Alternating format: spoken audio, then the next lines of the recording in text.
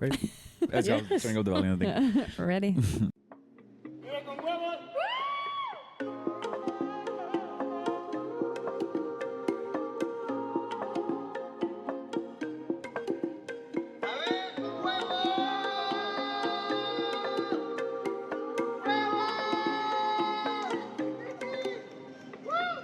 What's up, guys? My name is Mario. My name is Sylvia. My name's Pao. Welcome back to another Vive con Huevos podcast. Really loud. I am so sorry. Yeah, that shit was loud as hell. Aw. Look, you even scared the dog. Guys, welcome back to another episode. We're back. What is this? Our fourth week in January? Third Third week in January. Third week in January. It's Hell yeah, it's brother. cool to be back weekly. Now Let us people know. know that we're dropping every Wednesday. Wednesday. Wednesday. Every Wednesday. Every Every Wednesday. We are here every Wednesday. Doing dead guy We are. duties. We are here Dead guy duties. every Wednesday. Maybe I'm not meant for these duties. Dead guy guy duties. Kitchen duties. Bad guy duties. But guys, let us know if you are enjoying the topics. If you don't enjoy them, then I'm sorry for you. We're not changing. Well, give us some ideas. Give us what some you want to hear. Let us know what you guys got. want to talk about. But today, fuck it. Should we just get into it?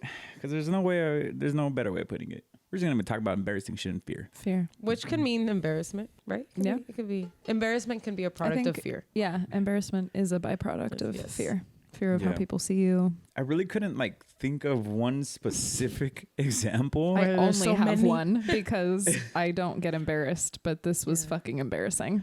You want to go? Mine's really aggressive. Oh no. Someone should go first.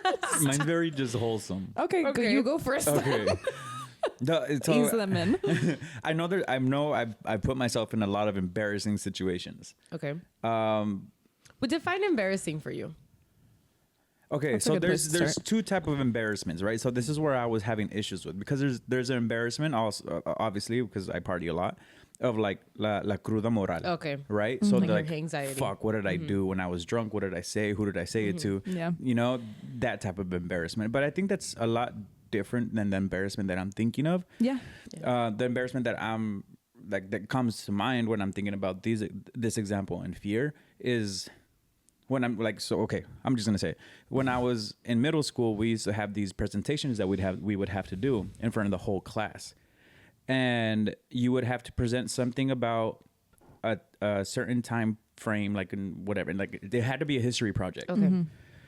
But when you would present it, you would also have to dress up as as the person that you were presenting. I remember one year I did a presentation about Hernan Cortés. So my mom made this costume for me, and it looked like I was like an 1800 sailor with the little metal hat, the poofy, the poofy pants. the poofy pants, the shirt tucked in, Stretchy pants. So that's what I think about. It's like getting over the fear of that. And that specific moment was like getting over the fear of public speaking and getting dressed up the way I was dressed up in front of the entire school. Yeah. So that's, that was kind of the way my mind was working. And my example was that. So I dressed up as Hernan Cortés. And my mom was a very creative person. Yeah. So sure, her get-ups, her costumes, whenever she would make them They for were me, good. they were good. But they were so good that I was embarrassed because you looked like you were committed to the bit, and you were how old? He cares, that scene in 21 Jump Street, Yeah. you're doing homework, he cares about his future, that's what it felt, that's what it was giving. How about that? I was never. Do you have pictures? I do. I I'll try to find wanna one. My see. mom has one. It was daunting, you're Yeah. 10 years old. There's kids that are a lot older than you in middle school, and they're obviously you're in the age where you're just everything you do is just so prone to bullying. Yeah. Yeah. And it got to my head, and this specific moment, I don't know why this one. I think it was because it was kind of in the 6th, 7th grade type era when you were you started to care a little bit more about people's opinions about you, and you wanted to look cool. And then here I am dressed up as Hernan Cortés. And I feel like I'm gonna get ridiculed by like the 8th graders. So it was just a like really tender age. yeah. And I'm like, so getting over that fear, and then on top of that, the public speaking, because I think there was parents there too. It was just like a whole ordeal, and that moment, even when I think about it, just still fills me up with like secondhand embarrassment and secondhand fear. Like I think about it and I'm just there, like how can not we heal moving. little Mario? I know. I know. My I'm like this- postcards. Is this why you don't like dressing up for Halloween? No, because that's not like public speaking. I think Halloween is a little bit different because I feel like you can have fun with it and you can like make fun of yourself. Yeah. And that was like, people are making fun of me because now you're in this position, even though the whole school had to do it anyway. Yeah. Or at least the whole class, Yeah. because I think it was. No, I think it's just the context of the youth. Yeah, that was my example. I'm telling you, it was very wholesome. It is really wholesome. Yeah. I feel bad following that up, actually. So mine is like R-rated.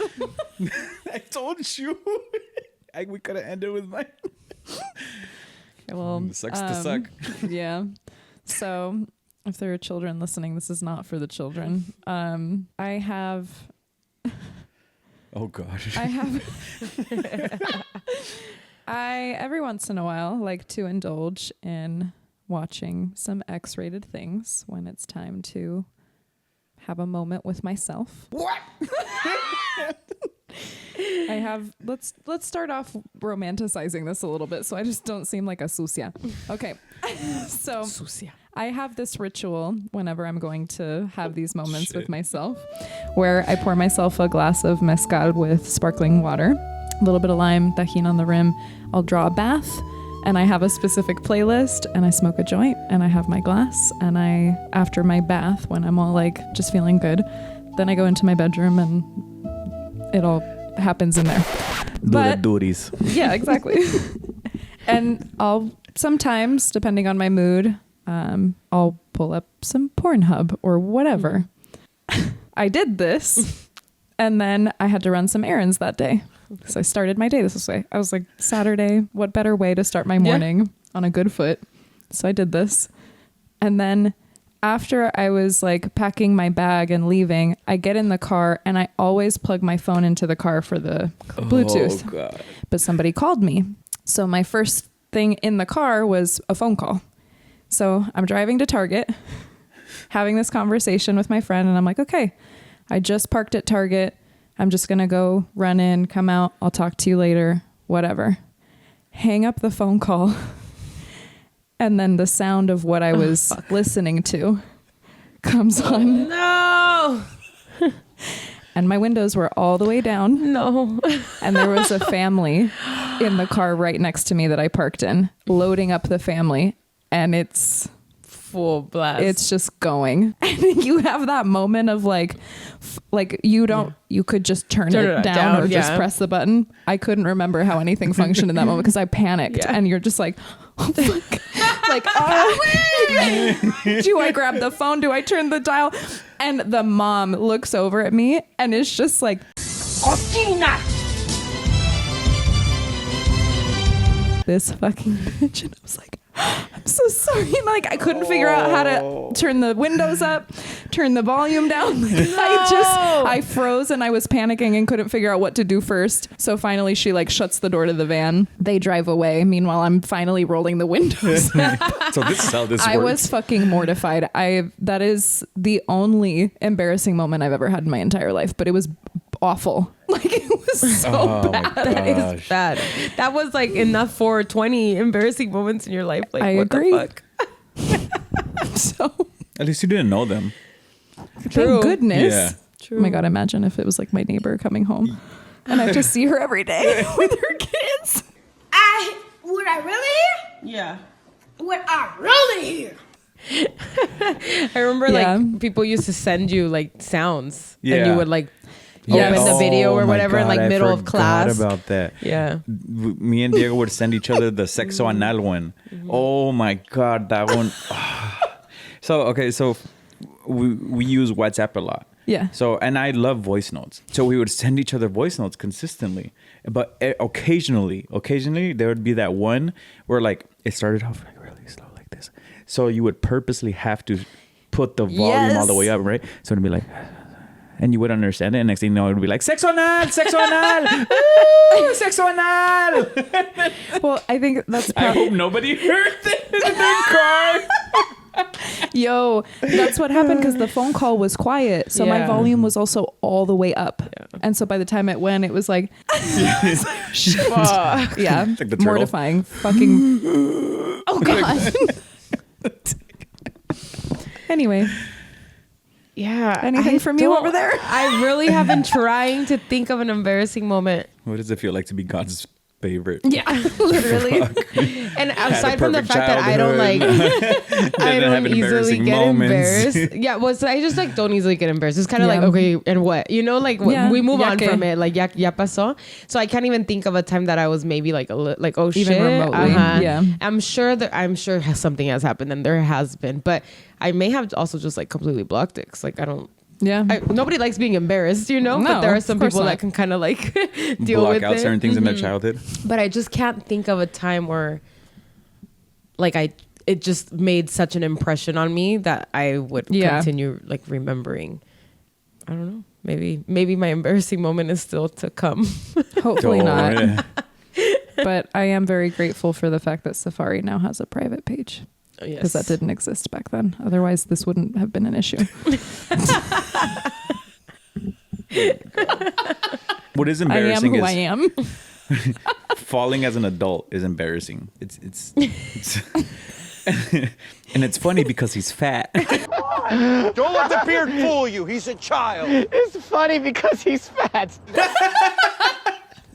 That's so sweet. I am mortified of like falling while I'm teaching, like getting off the podium or getting And off like the bike. Yeah, I could see that. I'm afraid of that because I know instructors that's happened to, and luckily, knock on wood. I have a It's never friend that happened to used me. to she used to cycle. Where's the Not bar? cycle, but well, yeah, but like outside, like outdoor cycling. Oh, okay. And she was trying to get the hang of like The clip-ins? The clip-ins, and she was on Olympic Parkway, and she couldn't unstrap. And she was at a red Oh, light, no. and she was Oh no, it's the slow motion. yeah, and that's the way she describes it. She's like, I was trying to unclip, but all I felt myself was just The tilt. and then she broke her. Suddenly the horizon. Yeah, then she broke her arm because like well she shit. couldn't unclip, so Oh, she tried to no. like it was Ow. yeah. Luckily, the fire department was like literally down the street because she was like right there, Yeah. like right off the freeway. I was afraid when I did the sprint triathlon, even though I clip and unclip in all the time, but it's different on a It's road bike. so much- you're yeah. moving. Yeah. There's there's Yeah. stakes at hand. Momentum. But I did it. And That I shit, was fine. that shit hurts though. Like when you like the 2 times that I've gone cycling to your class, Unclipping? unclipping, but one time I unclipped too hard y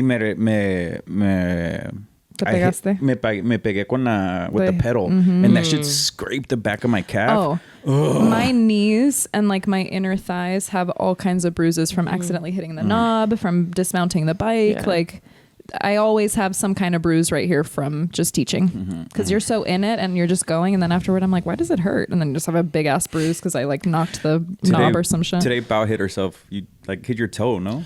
Oh my God, I was so mad.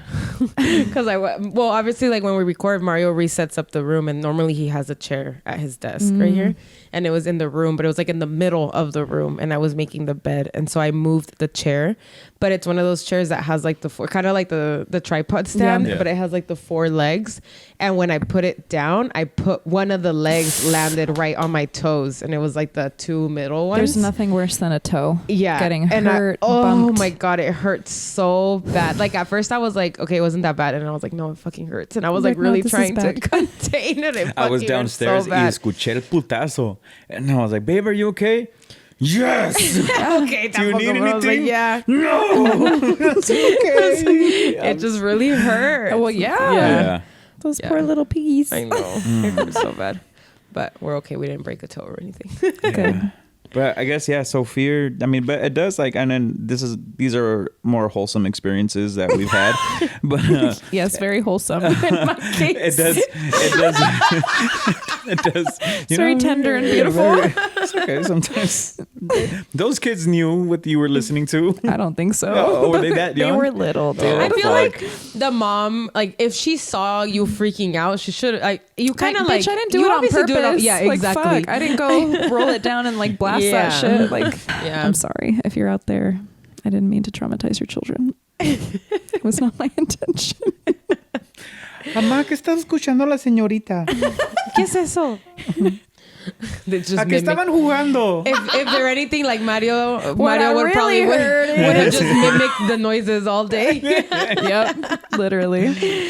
But I guess fear, though, to an extent, you know, when you get older or certain things like for example, when I had to present after that, I didn't get over it for the longest time. And I think for like the next 2-3 years when I had to present, it got harder and harder. Yeah. Because I think the older you get, the more concerned you are about people's opinion and then how you Especially look in and those your grades. self-image. Yeah.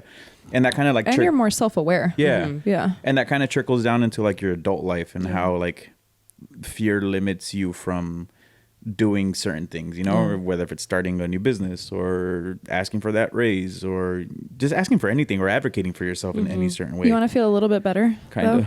Oh, I don't know. desperate look. Please. You said kind of, but your eyes said abso-fucking-lutely. Help me. The number one fear, statistically, that people have above dying is public speaking. Yeah. Public speaking is people's number one fear. Like that ranks super high. And honestly, I feel like I find this to be pretty universally true because I attend Toastmasters, which is meant for you to practice your public speaking. But I feel like you never really do get comfortable with it. I always wonder the people that really like to public speak and they like live for it. I'm like, I don't know if I trust you. Yeah. Like, oh, this is too comfortable for you. That's weird. Yeah. It's weird energy. But That's why You it's always never- politicians. yeah. Can't trust them. Yep. But I feel like you never get used to it. You just get used to the feeling of conquering that fear. Yeah. Mhm. And just the practice of conquering it. Not really. That's right up your alley. Yeah. My I love conqueror. conquering lands. But it's not that you really ever learn to like grow into that confidence. You're just like, well, I've already done it a million times, so it is what it is. And I still get nervous. I always wear black when I public speak or when I give speeches in Toastmasters because I sweat. No. I sweat and then I remember the one time I didn't and I got really like sweaty. It was like the boob stains underneath. And I was like, as if I needed more reason to feel embarrassed up here, you know? So, and now I always wear black because I get nervous and everybody's like, you're incredible. And I'm like, yeah, but I just shit my pants coming up here. And it never went away. When we baptized, And you are a good public speaker, Thank you. regardless, you know, but I feel like I could understand how, like, just because you're good at it doesn't mean it doesn't terrify you, you know, like there's like singers and actresses that are still like afraid to be on the stage or whatever. Like they still get nervous right before their show. And I like to think that if you're afraid or nervous to do something, it's because you really care. yeah, I don't feel like I'm afraid of a lot of things. Like I'm not one to easily be like, oh, I'm scared to do that. Like I might be nervous or I might be like, you know, like a little scared, but nothing where it's like I won't do it because I'm scared. But if there is one thing that I guess has kept me from doing things that I hate happening to me, which I'm also like scared that it happens when it happens or that it will happen to me, is getting hurt. Ooh. Like there are people that have a high pain tolerance and like they'll do things knowing that like they could break their arm or like they could sprain an ankle or whatever it is, but like I will actually not do things so that I won't the fear get hurt. of getting So, like, physically hurt. Physically hurt, like injured. I always think of wanting to go ice skating. And I've never ice skated because all I can think about is falling and I eat shit breaking every something. time. But I've learned how to fall on my ass now because I'm afraid of the same. Like I don't, and especially doing what I do, like my body is my livelihood. I need to be able to teach. So if I break a leg or something, which I've never broken a bone in my body, luckily, knock on wood. Me either, knock on wood. But I guess that's the same thing kind of applies to me. However, I do also and this is just a philosophy I feel for exercising in general. I feel like your workouts and your exercise should reflect the movement that you want in life. Yeah. So if you're playing tennis, if you're skiing, you want that like lateral movement. So with your trainer, they should be incorporating movements or whatever, or you should be programming workouts that include that side to side movement so that you don't bust your knee when you're playing tennis. Right. Like train for the life that you want to live. So like very true. Like snowboarding, haven't done that since I was in middle school. Yeah. But I wouldn't even go try right now because I know my body isn't in the physical or like muscular remembrance to know like what it would feel like. Yeah. And ice skating, every time I go, I fall on my ass. My ass is soaking wet by the time I'm done because I've just fallen every fucking 5 feet. And so I just don't ice skate anymore because I'm like, nah, this is not for me. Yeah. No, that's exactly like skiing, snowboarding. I'll never do it. And like, I know that like I'm keeping myself from probably like a really cool experience, whether it's even just like being on top of the mountain and like seeing the view or whatever. I know that that fear is keeping me from that experience, but I also know myself and I'm not very coordinated. And like the thought of me being on skis and coming down a mountain, like there's no fucking way. Like I could not. I also know that I can go take lessons and then I'd be a little more open to it, right? But but it's not like I'm just going to go right now to Big Bear and be like, yeah, let's try skiing. Like I don't have that coordination. I know that I don't and I would not, you know? But like there's just, there's a lot of things that I just choose like, I don't know, like I'm good to like, because I think like I could potentially like trip and hurt my knee or like, and that's going to keep me from things that I want to do, like going to my personal training or like going to a spin class, you know? And so I do think about like, is this going to bring me enough joy for me to want to miss out on those things or for me to miss out on those things? So that's a good point. And I feel like as we get older, that feeling gets worse. Yeah. Because you're like, I'm not getting any younger. Way more conscious. I don't recover as fast from shit. Like, that's a real I think fear. that's what stops me from like doing a lot of things. Because I do skate and I have snowboarded and I do like those activities. But like you just said, I haven't done them in so long that right now, like my body is obviously not used to making those movements. Like even on the skateboard, like just that forward momentum and then balancing on one foot while you have to like that push. Quad strength, that knee bend. The last time I was on a skateboard, I got the worst hamstring cramp when I like finished skateboarding because like my body and my muscles weren't used to that. Like you said, that balance. Yeah. And I got off and I got home and I had like a huge like hamstring attack.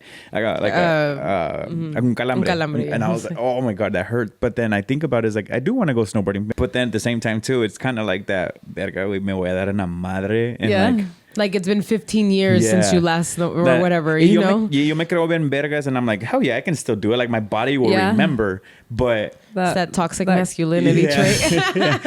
But I know being up there, I'm like, nope, definitely not. I mean...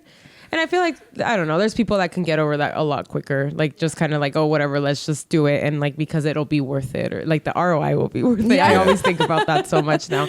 But yeah, there are things that I'm just like, I'm good. Like I'm okay missing out on that. Like it's fine, you know? Getting hurt is really scary to me. That is one thing. That's valid. Yeah. I feel like that's a very rational fear though. Yeah. And I don't have a very high pain tolerance either. So it's just kind of like, rather not. Even like cutting myself, I'm like, pero por qué? Oh, I know. Like this year, I was like super, because last year for Thanksgiving, dude, remember I like almost sliced my finger open. And this year when I was cutting the turkey, I was like, oh man, the PTSD. Like, I'm like, I don't want to go in too deep, or I don't want to like slip. I know what to get Mario for Christmas. A turkey slicer, the electric one. The electric one, which just does it for you.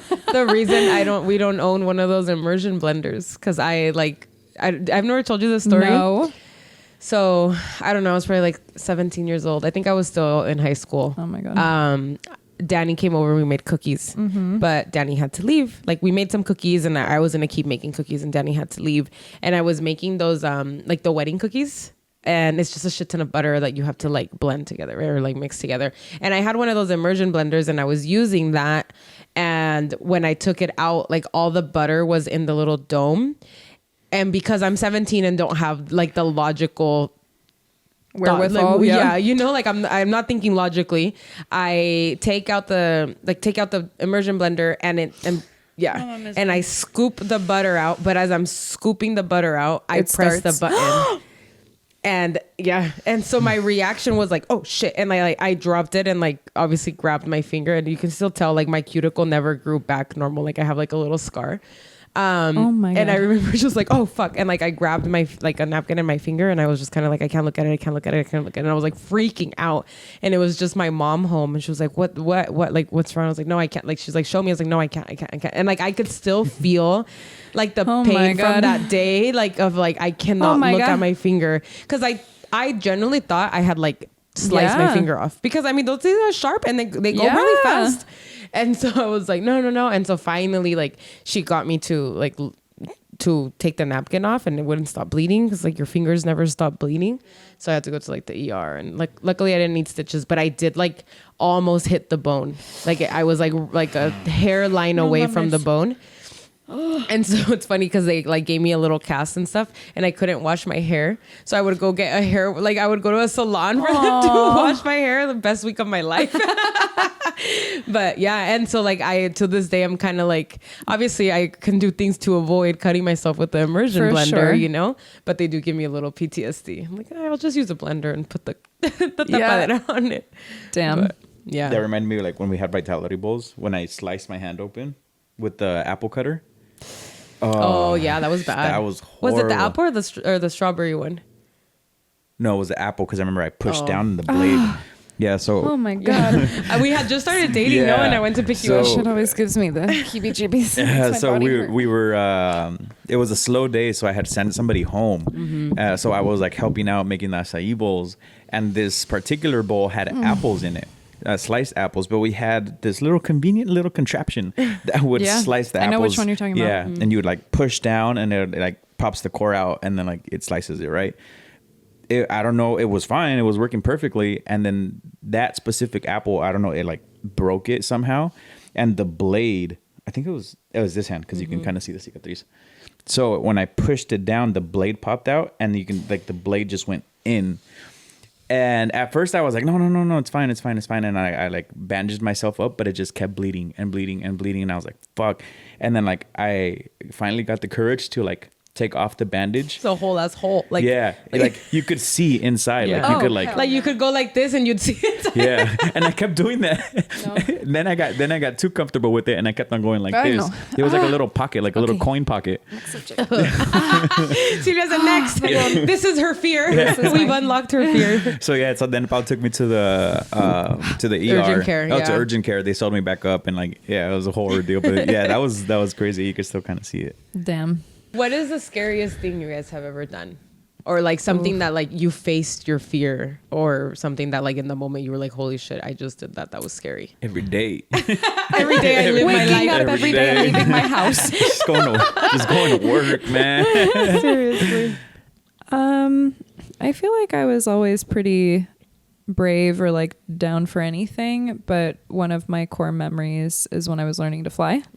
I was 15 years old, and I was actually pissed that I wasn't 14 instead of 15. Okay. Because my birthday's in April, so like first half of the year, first quarter of the year, first trimester, whatever, is like cloudy and cold. And so up until my 15th birthday, I was ready to solo in a glider. Like I had been flying already for months, and I was like, okay, like I want to, but the weather was never permitting it, because in a glider, you're very reliant on weather. Yeah. Like it needs to be sunny. You need to have lift. And so every week I'd go in being like, today's going to be the day. And then the weather would be shit, or the cloud base would be too low, and we couldn't even fly at all. And so for weeks in a row, I was super ready. And then the week after my 15th birthday, it finally suddenly like cleared up. And my instructor asked me that morning, her name was Polly, and she was like, are you ready? Like today I think is the day. It's a beautiful day. And when you solo in a glider, you just do a pattern. So you just take off, you release from the tow plane, and you just come right back and land. Like they don't let you go do a whole flight your first time by yourself. You are in there by yourself completely. But you're in there 100% alone. It's the first time you don't go with your instructor. And so she turned to me, and after like looking at, she was like, it's a beautiful day. She's like, are you ready? And I was like, yes. Like I couldn't answer fast enough. And she was a little surprised, and she was like, I was 15. And she's like, I train like 50-year-old men that I have to like force to do it, because I asked them weeks in a row, and they're like, no, maybe next time. like they're so scared to do it by themselves. Like, that's really cool. You should be proud of that. And so that adrenaline of like, holy shit, like the whole time. And a pattern is, it takes you maybe 5 minutes. Like, it's a very short flight. But that was like one of the most exciting feelings of like, I'm doing this by myself and I'm in control, and you've been working towards that. So I think because that's one of my first experience, and that's like a pretty extreme experience to conquer of like a fear of anything. I'm sure that's an experience of your life being in your own hands. Yeah. And so I feel like that instilled in me really early on that like I did that before I even drove a car. Yeah. Like, I'm good. Like, you know, so I feel like I now know, and I'm really certain of like what I can trust myself with. And so I'm really grateful for that, because I don't think I'm afraid of a lot of things. And if I am, I'm so willing to work towards them. If it is something I'm afraid of, I'm so willing to do what it takes to conquer that fear or to tackle that obstacle, because when I was little, that was just how I was bred. And so I'm really grateful for that, because I don't think there's a lot that I am afraid of as an adult because of that. Yeah. Well, it's because I can't even imagine flying. Yeah. Like, yeah. And by yourself. Like, your whole ass life is on your hands. Yeah. And you have like no one to help you. Cagas and it's you. It's on you. So, me air hurdle here. But, I was trying to think of different ones, because I do have like a lot of different scenarios. Because like it was either like starting Vitality Bowls and dropping out of nursing school, the podcast. Like, I think I've always put myself in situations where I've had to push fear aside or embrace fear and know that, not let fear dictate my decisions. Yeah. And embrace it in a way where it's like, now I'm doing something for myself. But I kind of want to just put this out there, because like you reminded me right now when you were flying, and I don't know why I pushed this part of my life to the side, but I may or may not have partaken in illegal street races when I was younger. I can neither confirm nor deny. And I may or may not have been part of a race crew in San Diego. And it reminded me, because he's like, so much of my own life I put in my own hands. That adrenaline is crazy. It's a crazy feeling. And you also like built your own car, so like that's in itself scary, because like you could have just fucked something up and didn't know until you were already racing, you know. And so like, I was shit, is that my tire? Is that my exhaust? So it's like, do I want to go like wholesome and poetic here? But no, I want to talk about my street racing, because it's like when you said I put my own life at risk. Yeah. And it was a great time in my life. I had a fucking blast. If I could go back and redo it again, I would, and I would continue racing right now, because of I love the adrenaline, and it's like, it's my own car. Like, I just felt so proud of myself, because like Pao said, I built my own car, so it was like my own work. Yeah. Like there was no YouTube. YouTube was barely starting. Like, I still had to read like car manuals, and I had to like figure out how a car worked. The old-fashioned way. Yeah, like I'm a man. I conquered that shit. And knowing and being so proud of like the work of all the hard work that I did. Like, I would spend hours on hours on hours on that damn thing. The first time I went drag racing, I did it legally, because Qualcomm Stadium used to hold drag races in the parking lot. If you guys don't know what Qualcomm Stadium, it's where the Chargers used to play. Now Snapdragon. Now it's Snapdragon. So they used to hold legal drag races there. And the first time I went with that's so healthy. Yeah, we need to bring back healthy spaces like that. Yeah, it was a lot of fun, because like it was a place where you could do it legally. Yeah, there was fire. The fire department was there. There was everything that you needed. They had everything in place for if and when something went wrong. Yeah, and it did. Like, cars would sometimes explode, or sometimes people would have extra NOS, whatever it is. It was a safe environment. And the first time I did it, dude, I was fucking scared, because like, well, yeah, why not? Yeah. Also, I think the first time I went to a drag race, I was 16. So I was like, un morrillo de 16. Igual, yo siempre me creía had bien. A permit, not even a license. Y siempre yo siempre me creía bien vergas, and like I knew what I was doing, you know, like, and it was just a scary experience going up against these people that actually knew what the fuck they were doing. They actually knew how to handle their car. Yeah. I remember the first time that my car like spun out, like I didn't know how to what to do. Yo me podía dar una madre, and there goes my life. Yeah. You know, and I'm luckily, knock on wood, that did happen. I did spun out. At that, first? No, the last one. Yeah. And that's when I decided to stop racing and change my life for good.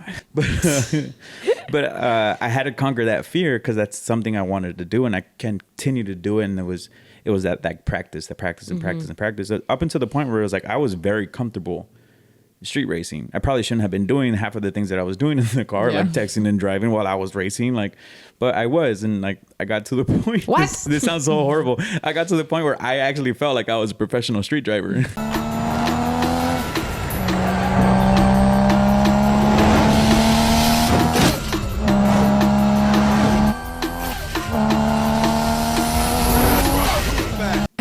Yeah, I could have been in Fast and the Furious, Mom.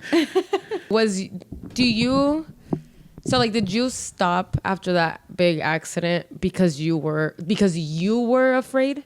Like, did you feel scared after that, or was it because of like influences? Yeah, no, I think after that accident, I actually realized that like my life is at risk here. Like that was that key, that was point that, like, like, I'm not invincible. Yeah, like my frontal lobe had like finally developed. I think with any extreme sport, you everybody has an oh shit moment. Yeah, for sure. I had been in fender benders before. Like, I mean, it's inevitable. You're doing something for so long, you're bound to have some sort of accident. And I've been to, like, I was in small ones. I was in accidents with other people in the car, or vice versa. Someone else was driving and I was in the car.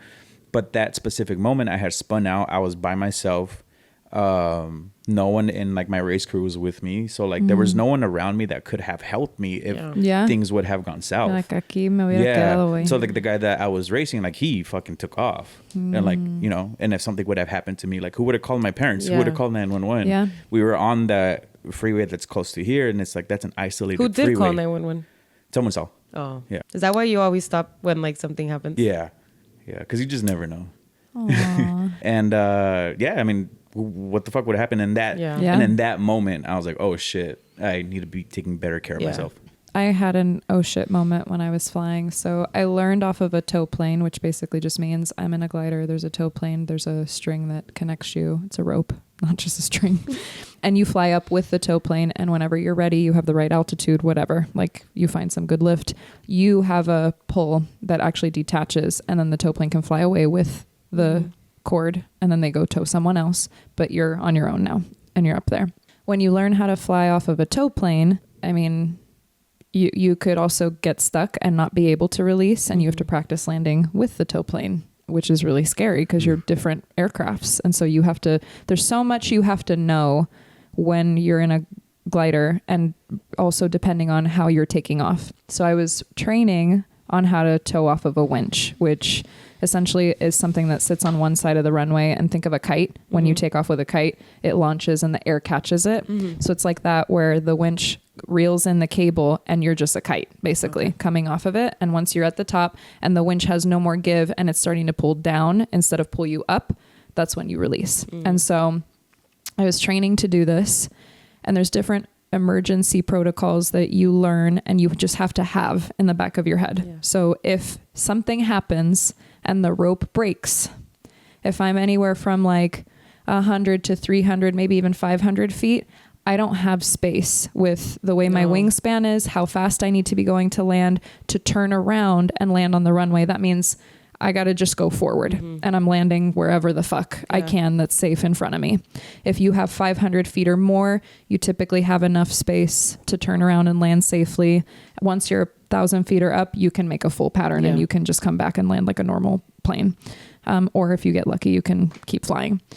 The rope broke because the winch that we were using, and it was on an old runway, there was like a threshold line, but it was just dirt, and it's like somebody put asphalt just on the dirt. So it's just like this like big block of asphalt, white paint on top, and the rope got stuck underneath the concrete. And so we took off, and sooner than you anticipate, because I'm anticipating that by like 1,600 feet is when I release. But at about 350 feet, all of a sudden I'm getting pulled down, because that rope was stuck underneath. So it wasn't launching me all the way up here. It was pulling me and then going in that. And then all of a sudden the rope broke through the concrete. The rope snapped. I ricocheted back, because obviously I felt the snap of the rope. It was really scary, because in that moment, what could also happen is when you're up like this, if your instinct isn't to put the nose down and gain your speed back, you could stall the glider and enter into a nosedive. And we have somebody that was in our club that didn't do the right protocol, and he died. because he nose spun right into the ground. And I mean, you don't have enough room to correct. Yeah. So unfortunately, one of the things that people think make this dangerous is like there is that risk, but if you've trained well enough and your instructor has trained you well enough and the instructor didn't sign you off before you were ready and knowing that you know what to do, I mean, you can get out of those situations. Yeah. So when this happened, I was luckily with my instructor because I was still learning how to tow off of a winch. And there was a barbed wire fence in front of where the winch was, which is where I'd have to land directly because I didn't have enough space to turn around, and I knew that. And if you even try and you accidentally don't have the same, then you're definitely going to enter into a dive. So it's such a tender, delicate moment until you're at a certain point where you just have to be really vigilant. And part of what you're thinking while you're like calling out your altitude. So you're talking to the winch and you're like, okay, I'm at 500 feet. I'm at 600 feet. And part of that is so that you mentally are like, okay, I'm at 300 feet. If something happens, I have to land ahead. Okay, I'm at 500 feet. The wind conditions are pretty scary. I'd still land ahead. Okay, now I'm at 700. Cool, I could turn around. Okay, now I'm at 1,000. Cool, doesn't matter what happens at this point. But if you're somebody that panics in something like that, you fucking forget. Like 300 feet, what the fuck does that mean? I'm like, what do I do? And so that's when people get into accidents. So I'm with my instructor, Steve. He was this old guy. He was so grumpy. I hated flying with him. And so he's in the back and this happens, but I'm the pilot in command because I'm the student. Yeah. And so I did what you're supposed to do and I throttled it forward, but there was that little clearance of the barbed wire fence, and a barbed wire fence is a barbed wire fence. If you stop before that shit could slice right through the fiberglass and it could also kill you. So so I was in this situation where I was like, okay, fuck. I cleared the fence just enough and there was an agricultural field on the other side. So I landed in like beds of lettuce. Oh shit. Not the lettuce. Yeah, not the salad. If we ever just have a salad or something. And as soon as I landed and I realized I was safe, I started crying because it was in the moment I was just like, okay, fuck, this is what I have to do. And Steve was pretty quiet because that's part of his job. It's like, unless I have to step in, I'm going to see what you do because you need to learn. Yeah. But as soon as we landed, we pop the canopy open. I get the fresh air and I just start crying because you're just like, I'm shaking and I'm like, oh my God, like obviously I did the right thing, but I was like, had I done one thing wrong and if he didn't react fast enough, like that could have been my life. Like that's really scary. And so I'm shaking and I'm crying and Steve gets out and he was such a fucking asshole, man. He gets out and he goes, God damn it. Now we have to take this fucking thing apart and we have to bring the trailer here and we have to tow it all the way over. Like he was more pissed at where I landed and the inconvenience of having to go get the glider. Instead of like, as an instructor being like, hey, it's okay. Like you did exactly good job. Like, so like, what did he want you to do? Like, what the fuck? Exactly. And it was hilarious because my dad is this tiny little Polish man with a really thick accent. And my dad already had like watched everything happening, jumped in the car. So he was the first one to meet us on the field with his truck. And he comes out and he sees Steve yelling at me. And so then he starts yelling. He's like, you motherfucker. And it's like, you should be telling her she's doing great. She did exactly what she's supposed to. And I'm just sitting there in the front seat still. I'm just like, can somebody just fucking hug me? And so we take the wings off the glider. We put it in the trailer. We tow it. And it was also more annoying because it was that close. Yeah. You know, like it's not like you could just tow it across the line. Yeah. There's a barbed wire fence there. So it was inconvenient, but I was also just like, can somebody just tell me I did a good job? To the right thing? Like I'm shaking. And I think it was in that moment where I realized like how much confidence I had in my reactivity response. Like, oh no, I've got this. Like I'm safe. And all of that to say, I think there's something to be said for using fear as a gauge for information. I think that there's a lot you can learn about what scares you. Because in that moment, I could have also fucked something up. Steve would have had to be like, let go of the controls, I'm taking over. And he would have been the one to correct and do whatever needed to be done. And in that moment, I think that fear could have been like, okay, do I just need to learn more? Or am I done with this? Or do I have what it takes? And I think that for some pilots, that's a hard switch. And for anybody in whatever you do, sometimes you get that information from a fear response and you have to decide whether that means that something is meant for you. It's not meant for you. Maybe you need to take a step back. Maybe you need to learn something else. And I feel like fear can tell you a lot. Yeah. From a practical sense to like about yourself. Yeah. There's just a lot to learn there. It's never something that you should allow to consume your life. It's purely data that you need for how to proceed with that feeling. Yeah. I feel like I'm not confident that I would have reacted that way in that type of situation, which is another reason why I don't put myself in a lot of situations, because I really don't, like, I do freak out and like I kind of just lose complete like common sense. You know what's funny is I do for a lot of other things. Really? Mm-hmm. Yeah. I guess you also were like practicing and like they were embedding that in you and stuff, you Yeah. know? But yeah, I feel like there's so many situations. Like I went whitewater river rafting once, Mm-hmm. and I remember being like terrified. I That also sounds like scary, it though. is really scary. It wasn't like conditions weren't that bad when we did it, so it was like it was fun. It was a good time. But so when I lived in Colorado, at the time, my stepdad's mom was married to a man, and he had his son had a whitewater river raft company. I know I hit the mic and he's looking at me like, bitch. Like 10 times. Yeah. And he, Is this thing on? one of his sons actually ended up passing away. Oh, shit. He was the one that would take people out, and like the Got conditions it. were just really bad. He wasn't able to control the raft and he ended up dying. Right. So Damn. I think I've always known Yeah. that. So that kind of like instilled a little fear in me for is it a sport? I don't know what it is. Yeah. I guess for the sport. Extreme sport. Adventure, Yeah, for the adventure. Yeah, for the adventures. And so when we did it in Veracruz, which is like, the fuck am I doing? Going whitewater river rafting in Mexico? Like, I don't know. You just don't trust people. Like, I don't know. It's not the same thing, you know? And I remember like being like terrified, thinking to myself, like, dude, like if something were to go south, like I wouldn't have remembered everything they just told me at the beginning. Like I just freak out. And then I'm like, what the fuck do I do? I'm very good at like following someone and do what they're doing, but like I can't lead in those type of situations. I mean, I don't know.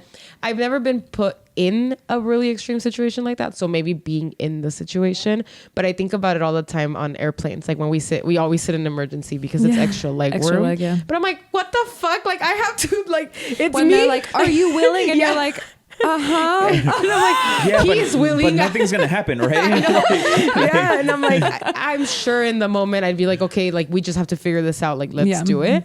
But What I about don't like when know. you moved to San Fran? Because that's a big... Like moving to San yeah, Francisco? like that's a... Oh yeah, I mean that yeah. was scary. Yeah. 'Cause Yeah. I think that's where I was going to go, was just kind of like, sometimes we let fear stop us from doing certain things, right? Yeah. So like that's where I was going. I was like, well, what story am I going to tell? Yeah. So it's like when I dropped out of school, I was fearful of like what the future was going to hold. Yeah. Right. Yeah. When I started the podcast, so I was fearful of like, yeah, I'm doing it for the love of talking and putting stories out there. But there's always that like you want to grow, and with growth comes the fear of like, am I going to grow? Are Yeah. people going to listen? Are they going to tune in? Are they going to like it? Are they not going to like? Are they going to like me? And then when I started the business, when I started Vitality Bowls, it's like, am I good enough?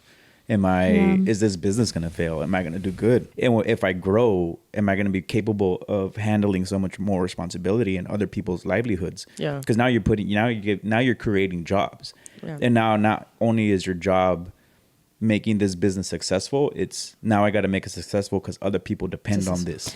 Successful. Yeah.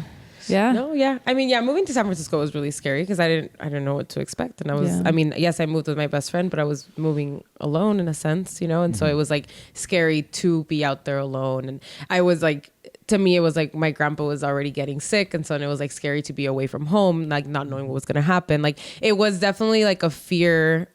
It's just a different level of fear, right? Like it's a different type of fear. But yeah, it was a fear. But I feel like that fear, like I could still kind of control the narrative of that one, you know? Yeah. So then it's not like the fear of like losing that control, I guess. And I mean, I am very controlling, like in my life. Like I like to have that control of like what's coming next and what's actually going to happen, you know? And I know there's situations you can't control, but moving to San Francisco was a lot was in my control. There was a lot that wasn't, but it was pretty scary.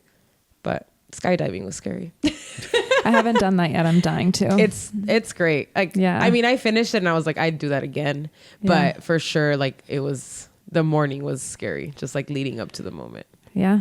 Like that anticipation of getting there and stuff. Yeah. It's funny because I skydived with Gabe. So when I turned 18, he was one of my only friends that was already 18 willing to do it. Yeah. So I was like, let's go. Like, this is what I want to do for my 18th birthday. Like, will you do it? And he was like, yeah. I'm super down.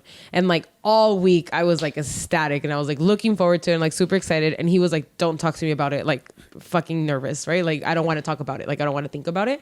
And I was like, all right, whatever. Okay. So I would like talk to other people about it. And then the morning of, he texted me. He's like, what's up? Are you ready? Like, blah, blah. And I was like, don't fucking talk to me like that. Like we completely switched roles. Reverse. Yeah. We're canceling this trip. We're not doing shit anymore. And I woke up and I was like, what the fuck? Like, it's my 18th birthday. Like, am I really putting my life at risk right now? Like, I could die at 18. And I remember like the ride on the airplane up was like the scariest part. Oh, for it's sure. like this like it's the shitty ass anticipation. little like airplane. It's like it's ta-ta-ta-ta. moving. You're hearing all these noises. And then like the people that you skydive with, he was recording a video and he asked like, what are your last words? And I was like, Why do you gotta say it like that? Yeah, what the hell? And I was supposed to jump first, like go. We didn't even jump. Like we were sitting down, and then like you would tumble push out, forward. yeah. Yeah, but I was supposed to go first, and like once we were up there, I was like, no, like I'm good. I don't want to go first. So I made Gabe go first. But I remember thinking, like as Gabe fell out of the plane, I was like, I should have fucking gone first because watching him fall out of the plane made me even Like the more disappearing, scared. your friend just Yeah, goes, because you just saw him go like, and then you have no idea what happens, you know? Yeah. And so like that was really scary. And then like once I did it, I was like, oh my God, this was like really cool. Like none of what I was nervous about actually like happened, obviously, but Of course. I was really nervous about the feeling of like falling out of the airplane because it's like I hate that roller coaster feeling, like when you dip, that When your stomach drops. yeah. And I thought that that's what you were gonna feel. Like you don't feel that at all. You're too high up in altitude to feel it. I guess that's what they were explaining, is that you're like too high up, so when you fall, like it's still like, I don't know the way that gravity works, like it doesn't make you feel that. But I was just like, is that what I'm gonna feel? Like that's a horrible feeling. I hate it. And then just a continual feeling of that. Yeah, but no, That's a like the free rational fall fear was to have. probably my favorite part of the whole experience. And then like they opened the parachute and it fucking hurts because it like Yeah, pulls like it you up. yanks you. Mhm. Yeah, but it was a lot of fun. But I do remember like that morning, I was like, nadie me hable, güey. Like, I don't know, if somebody talks, I might say, never mind, I don't want to do this. So, but it was fun. I would do it again. Even I do like want to now. do skydiving. Yeah. You haven't done it? No, Yeah. I'm not thin enough yet. I think you have to be at like 250. I don't know. I think so. It's Yeah. a certain weight. It's a certain weight. Yeah. And they actually do weigh you. Because I remember one Well, of yeah, our you they can't weigh lie you. about that yeah, shit. one of our friends' dad was supposed to go skydiving, and well, he's a huskier man. Yeah. So he was telling me that they didn't weigh anybody, but they weighed his dad. Because he probably looked close Yeah. to the weight Yeah, or to the whatever. weight, yeah. Yeah. It's So- in most flying situations, you have to calculate your weight imbalances for your center of gravity. Yeah. And that's important because you don't want to be too tail heavy Yeah. and you don't want to be too nose heavy.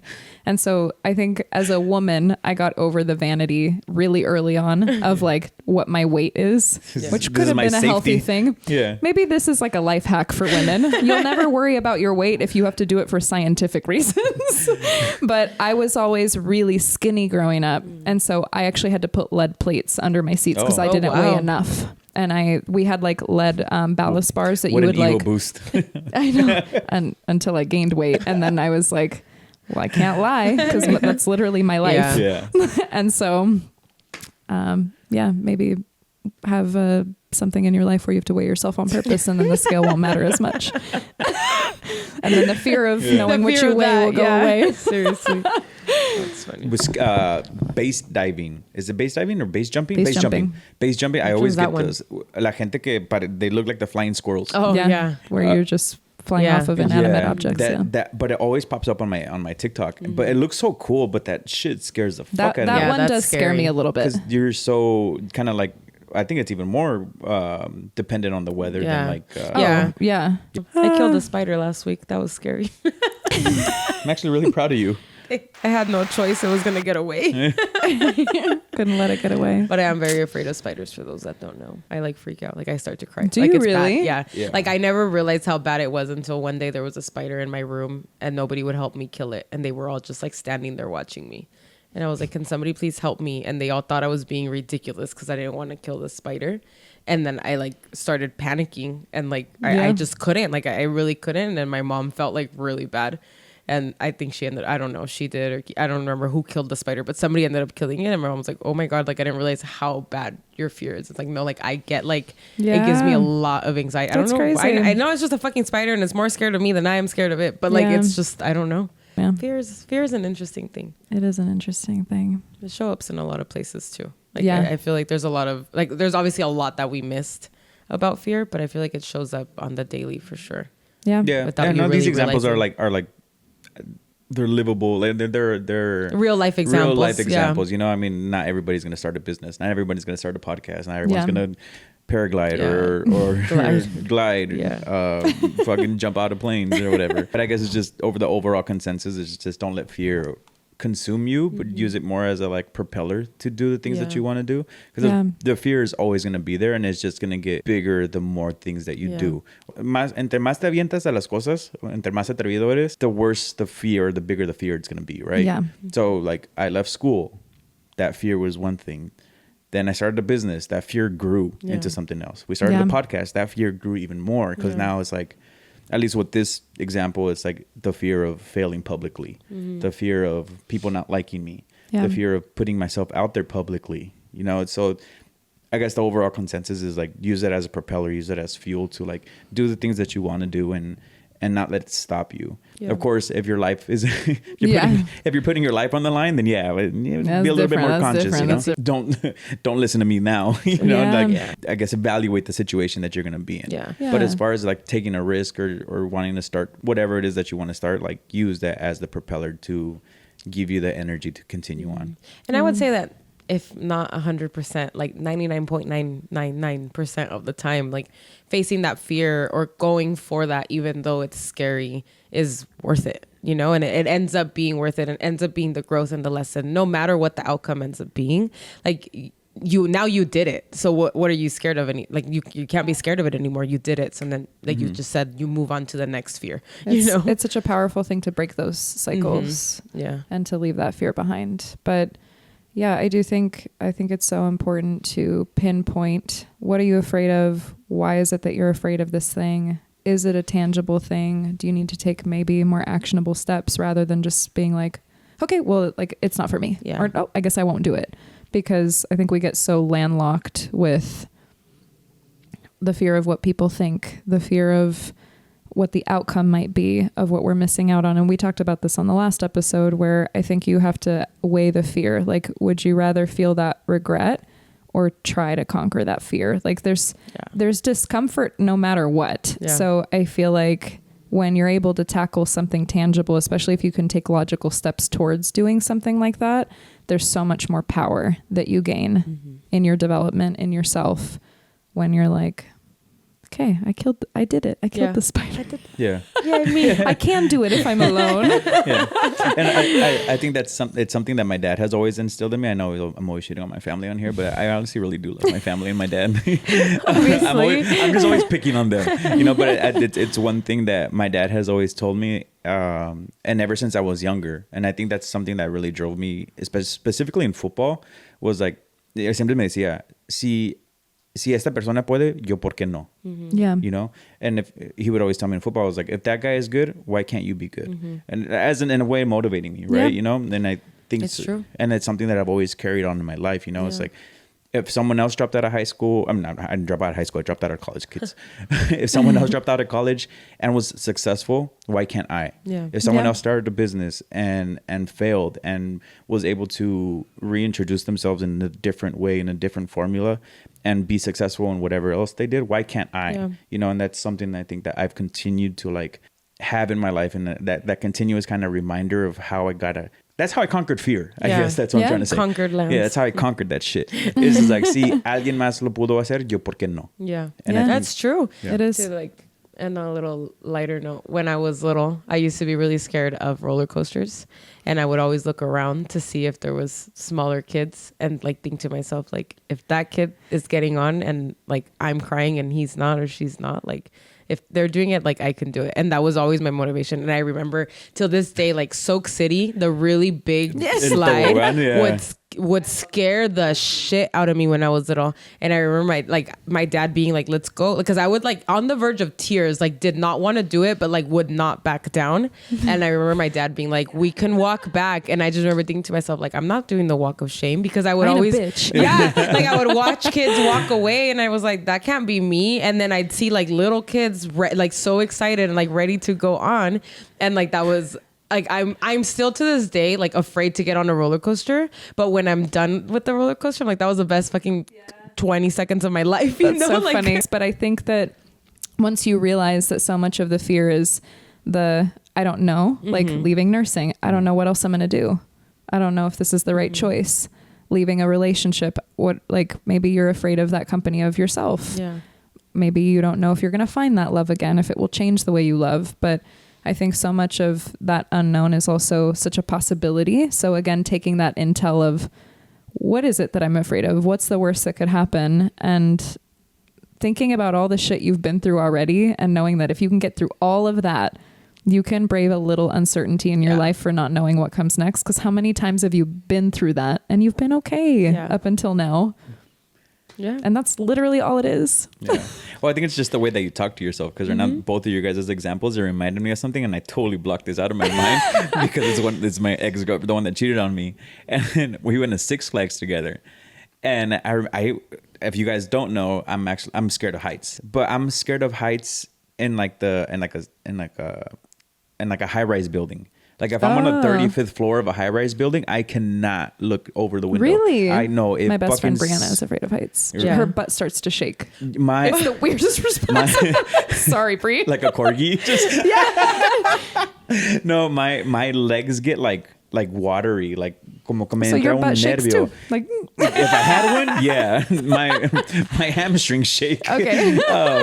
And like I just can't, but I can do roller coasters now. But I had to get over the fear that time in Six Flags. But it's funny because that was the first time that I had ever gone. And I was talking all this mad shit. I was like, hell yeah, roller coasters, let's go. I'm not scared. I'm not a bitch. But I was fucking scared shitless when we were on our way. I remember I didn't talk half of the way to Six Flags because I was just so Scared. fucking scared. I you're was just like, having that pep talk yeah, with I'm yourself. like, You no can do it. You're mames. not a bitch. It's okay. Okay, so the only reason I went on the roller coasters was because I told myself, I'm not about to look like a bitch in front of this girl. Like, I gotta man the fuck up. You already made the commitment. You're going to Six Flags. You bought the ticket. You are here. You're gonna look like a complete whack ass motherfucker if you don't get on these roller coasters. Yeah, and that's how I got over the fear. Nice. And now I like roller coasters. I think that people underestimate some of those like silly little motivators because, for example, I'm a very vain person. I know I've talked about this before. So when it comes to like working out or motivating myself to do certain things, vanity is a huge aspect. Should that be your leading principle for everything? No, absolutely not. But if it works for you and if like giving yourself that mean little pep talk is what works, do it. But just whatever makes you get over that mental hurdle of like whatever it is that you're afraid of happening if you do this thing, run with it. Like agárralo y llévate, déjate llevar con eso, because it's just what's on the other side of that is so much more powerful than what you're telling yourself in your head. And so even if you got to bully yourself a little bit into it, just do it. Atrévete. Yeah. And that's what life's about. And it's not always going to be glamorous. No, you know, sometimes absolutely not. Sometimes you do give yourself that little pep talk and you're like, fuck yeah, I'm going to do it. And you completely fail and you fall on your ass and it's going to be the worst time of your life. But at least it kind of gives you that little, at least for me, I know it's, for some people it might not work this way, but at least to me, it was like, fuck yeah, I did it. I conquered it. I failed, but at least I did it. Mm-hmm. Yeah. And where most people don't even dare, you at least tried. Yeah. Fight your fucking fears. You know, we say it every single episode. Back to at the end of the day. Yeah. And so yeah, just let it be a little learning moment. You know, whatever it is that you want to do, whether it's starting something new, you want to rebrand yourself, you want to start over again. It's okay to fail. Yeah, like I just you said. will. Yeah. Failure is a part of life. Yeah. You will fail, but don't let the fear of failing, of what it looks like, of how long it takes to get there, consume or take over to the point where you don't even try. Yeah. Eso no se vale. That's so it. Guys, thank you so much for listening to us today. We hope you're feeling a little bit more motivated. A little braver. A little braver this January. Si se puede. Yeah. February, vamos a estar hablando de desamores. De desamores. That's not what our mission statement is. But no, guys, I know that the topics have been a little bit more. We're trying to get a little bit more motivational. We're trying to be a little bit motivationals. We're trying to be a little bit less chaotic on these episodes. A little more back to the roots. To the roots of Vive con Huevos, and trying to give you guys a little bit of better perspective in life, kind of change your mindset and let you know that you're not in this by yourself. There are other people feeling or this way that you feel, or have felt the way that you are currently feeling. Yeah. So you're not alone. And you got people like us that are here for you whenever you need it. So guys, live your best life. Fight your fears. At the end of the day, the only thing that you regret are the things that you did not do. So vive con huevos, guys. We out of here. We love you. Peace. Bye. Send your stories to Comadreando. Love you. Bye.